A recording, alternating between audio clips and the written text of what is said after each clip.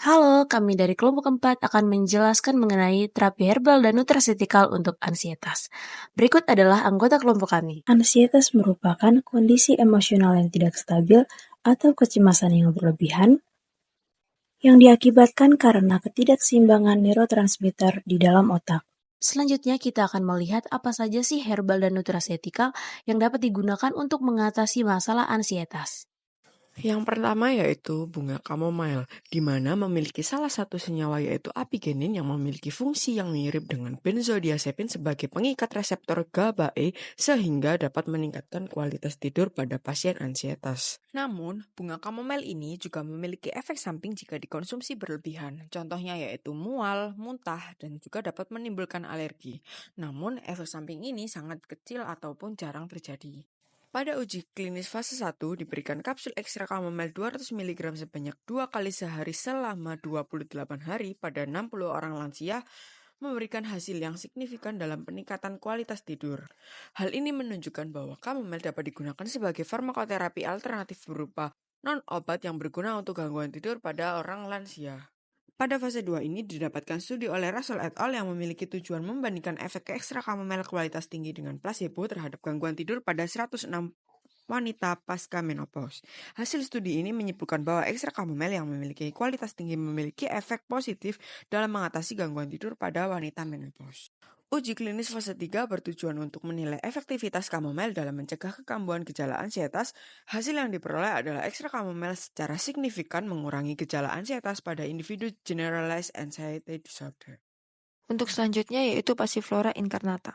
Untuk mekanisme kerjanya digunakan sebagai anti-ansietas yang terdiri atas C-glycosylflavon seperti vitexin, isovitexin, satoside, isosatoside, dan isovitexin 2-O-glukosida, di mana senyawa tersebut dapat memodulasi sistem asam gamma aminobutirat atau GABA, karena flavonoid Passiflora adalah agonis parsial GABA-A, sehingga nantinya dapat menimbulkan efek hipnotik sedatif. Untuk efek sampingnya sendiri yaitu mual muntah, QTc berkepanjangan atau efek abnormal pada miokardium, serta aritmia ventrikal. Lalu untuk hasil uji klinis, dilakukan uji klinis double blind dan placebo terkontrol, di mana percobaan ini dilakukan terhadap 41 partisipan dengan rentang usia 18-35 tahun. Dua kelompok tersebut diberikan daun Passiflora incarnata kering sebanyak 2 gram per 250 ml dalam bentuk teh celup selama 7 hari, dan dilihat bagaimana kualitas tidurnya. Hasilnya, 6 dari 10 partisipan menyatakan bahwa kualitas tidurnya meningkat secara signifikan. Berikutnya tanaman Pipermethysticum atau kava, di mana memiliki mekanisme kerja mengikat ligan pada reseptor GABA-A sehingga akan menyumbat saluran natrium dan kalsium, menghambat reuptake norepinefrin dan dopamin, serta menghambat reversibel monoamin oksidase sehingga dapat menurunkan kecemasan yang dialami. Untuk uji klinis dilakukan pada subjek sebanyak 101 orang, di mana diberikan ekstra kava dan placebo selama 25 minggu. Hasil penelitian dilaporkan secara mandiri oleh pasien dan CGI yang ditentukan oleh dokter, di mana hasilnya menunjukkan perbaikan gejala kecemasan primer maupun sekunder. Untuk efek samping, ketika digunakan sebagai alternatif ansiolitik untuk benzodiazepin atau antidepresan, individu menderita lebih sedikit efek samping. Ditemukan juga efek samping toksisitas hati, namun kasus ini jarang terjadi. Mekanisme kerja L-lisin terbukti bertindak sebagai antagonis parsial reseptor serotonin 4 (5-HT4) akan respon otak terhadap stres serta menurunkan kadar kortisol darah. Pada fase 1, penelitian pada hewan telah mengidentifikasi 2 asam amino yakni L-lisin dan L-arginin yang terbukti dapat mempengaruhi neurotransmitter yang terlibat dalam stres dan kecemasan.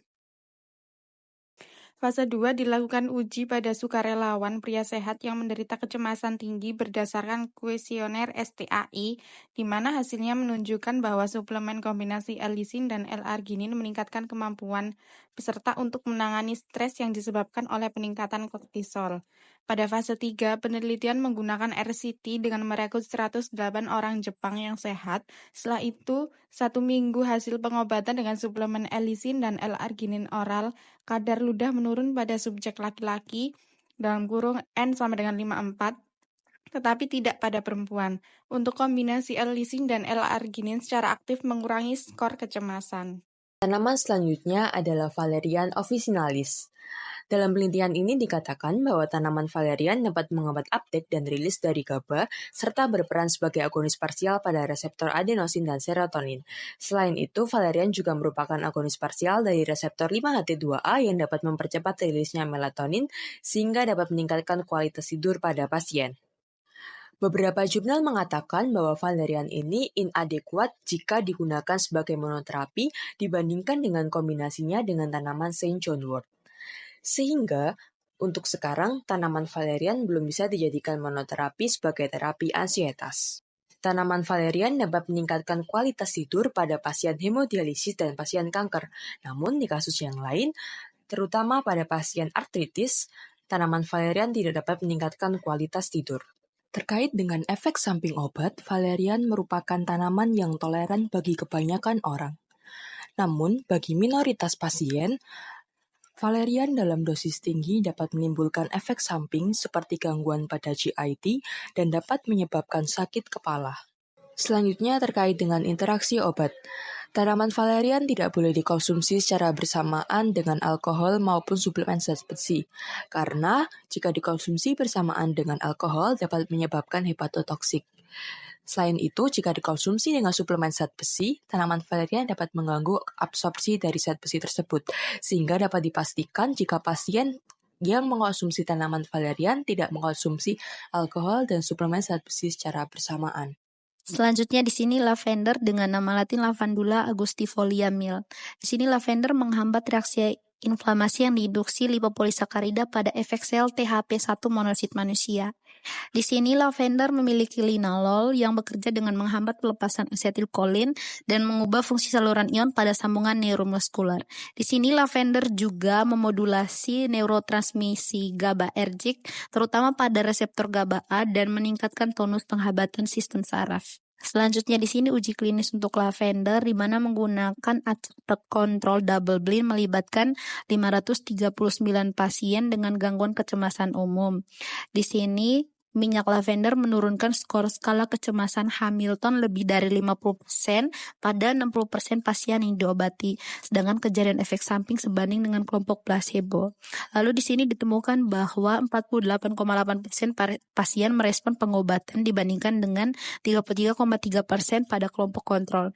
Dalam studi acak kontrol placebo, kelompok pengobatan minyak lavender memiliki hasil yang jauh lebih baik untuk kecemasan campuran dan gangguan depresi dibandingkan kelompok placebo. Mekanisme kerja safron. Di dalam studi, ekstrak air safron dan safranal menunjukkan efek relaksasi otot, ansiolitik dan hipnotis yang mirip dengan diazepam.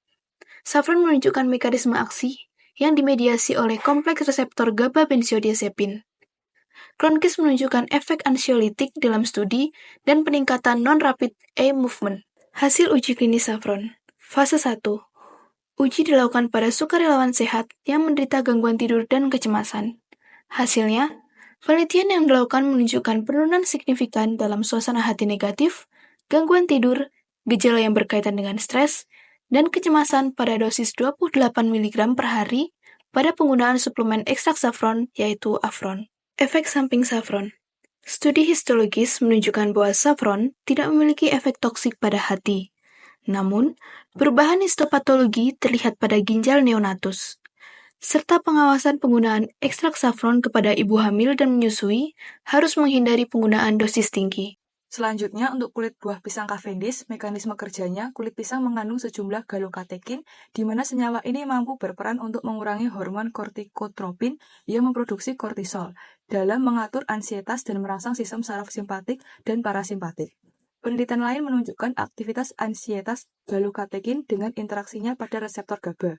GABA merupakan neurotransmitter inhibisi yang penting untuk keseimbangan neuron inhibisi dan eksitasi di otak. Kelompok uji yang diberikan ekstrak kulit pisang menunjukkan kadar antioksidan otak, seperti katalase, glutathione peroxide, dan superoxide dismutase, yang lebih tinggi dibandingkan kelompok kontrol. Penelitian ini menyimpulkan adanya hubungan antara kadar antioksidan di otak dengan aktivitas ansietas. Kemudian untuk efek samping, belum diketahui efek samping yang ada dalam penelitian tersebut.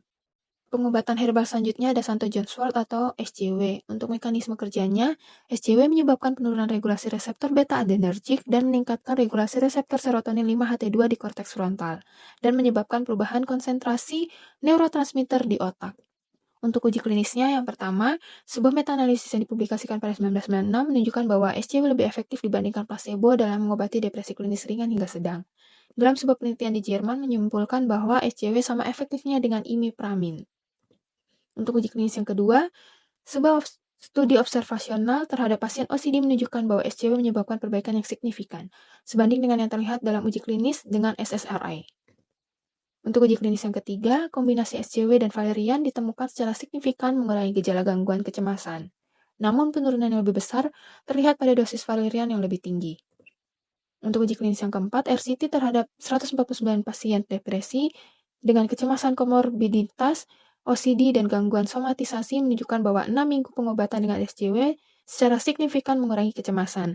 Namun RCT terhadap 40 pasien yang didiagnosa dengan gangguan kecemasan sosial umum menemukan bahwa SCW tidak lebih efektif. Untuk selanjutnya ada efek samping yang ditemukan berupa gangguan pencernaan, pusing, gangguan tidur, dan sakit kepala. Moringa oleifera atau daun kelor merupakan golongan flavonoid yang terkandung dalam ekstrak air daun kelor seperti camphorol, quercetin, rutin, krisin, dan apigen yang akan berikatan dengan reseptor GABA-A sehingga dapat menurunkan kecemasan seperti pada molekul benzodiazepin. Uji klinis dievaluasi menggunakan EPM diberikan pada mencit diazepam 1 mg per kilogram berat badan, ekstrak daun kelor 500 mg per kilogram berat badan, dan 625 mg per kilogram berat badan secara oral. Hasilnya sendiri, ekstrak air daun kelor dengan dosis 625 mg per kilogram berat badan menghasilkan efek yang setara dengan diazepam dalam menurunkan kecemasan mencit. Untuk efek samping sendiri, tidak terdapat efek samping. Berikut adalah pustaka yang kami gunakan. Sekian dari kami, terima kasih.